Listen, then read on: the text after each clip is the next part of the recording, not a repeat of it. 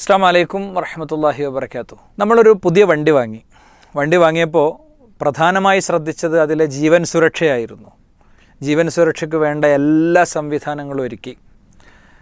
പക്ഷേ ആ വണ്ടിയുടെ ടയറിലിടേണ്ട നെട്ടും ബോൾട്ടും അത് ശരിക്കും മുറുക്കിയിട്ടുണ്ടായിരുന്നില്ല. ആ യാത്ര എത്രത്തോളം സുരക്ഷിതമായിരിക്കും, അല്ലെങ്കിൽ ആ യാത്രയുടെ അന്ത്യം എന്തായിരിക്കും നമുക്കറിയാം. നമ്മൾ നമ്മുടെ മക്കൾക്ക് വേണ്ടി എല്ലാം ഒരുക്കുന്നുണ്ട്.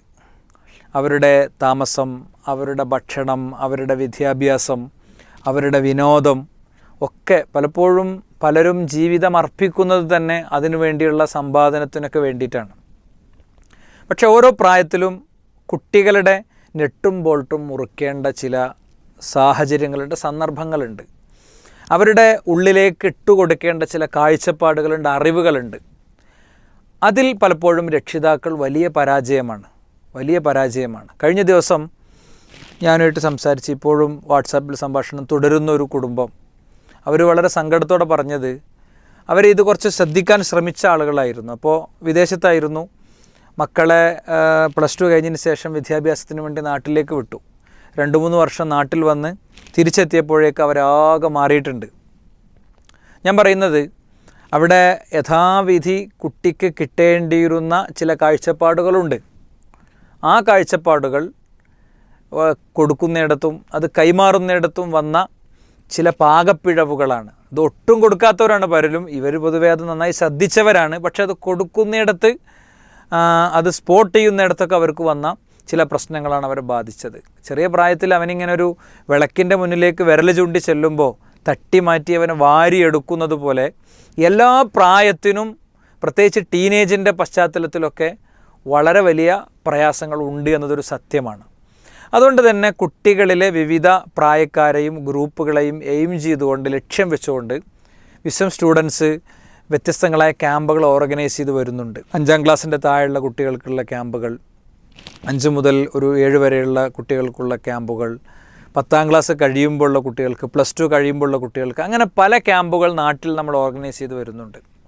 ഇത് പൊതുവേ പ്രവാസികൾ അവരുടെ വെക്കേഷനിൽ നാട്ടിലേക്ക് വരുന്നൊരു സീസൺ ആയതുകൊണ്ട് തന്നെ ആസ്പെയർ 2.0 എന്ന പേരിൽ 10, 11, 12 ക്ലാസ്സിലെ കുട്ടികളെ ഉദ്ദേശിച്ചുകൊണ്ട് അടുത്ത 19, 20, 21 തീയതികളിൽ, വെള്ളി, ശനി, ഞായർ തീയതികളിൽ ഇവിടെ പെരിന്തൽമണ്ണക്ക് അടുത്ത പുലാമന്തോളിൽ വെച്ച് ഒരു റിസോർട്ടിൽ വെച്ച് കുട്ടികൾക്കുള്ളൊരു 2.5-3 ദിവസം നീണ്ടു നിൽക്കുന്ന ഒരു വർക്ക്ഷോപ്പ് ഓർഗനൈസ് ചെയ്തിരിക്കുകയാണ്.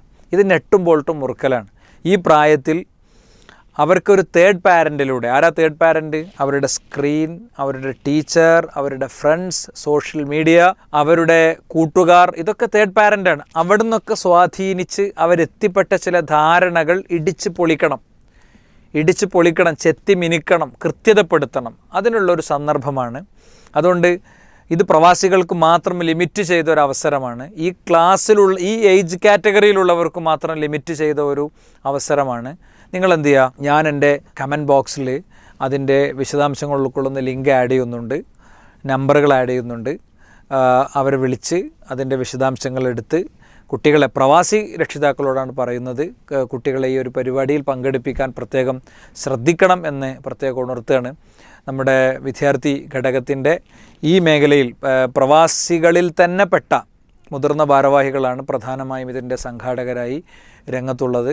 എന്തായാലും അവരുടെ ആ ഒരു ശ്രമങ്ങൾക്ക് വലിയൊരു പിന്തുണ നമ്മൾ നൽകേണ്ടതുണ്ട്. കുടുംബത്തിൽ, ബന്ധത്തിലൊക്കെയുള്ള പ്രവാസികളുടെ മക്കൾ, പ്രത്യേകിച്ച് പ്രവാസത്തിൽ തന്നെയുള്ള കുട്ടികൾ, അവർക്കാണ് ഇതിൽ കൂടുതൽ പ്രിഫറൻസ്. പ്രവാസികളുടെ മക്കൾ എന്നതോടൊപ്പം പ്രവാസത്തിൽ തന്നെയുള്ള മക്കൾ കൂടി ആകുമ്പോൾ ഒന്നുകൂടി നന്നായിരിക്കും എന്നുകൂടി ഒരു ഘട്ടത്തിൽ ഓർമ്മിപ്പിക്കുന്നു. അള്ളാഹു അനുഗ്രഹിക്കട്ടെ.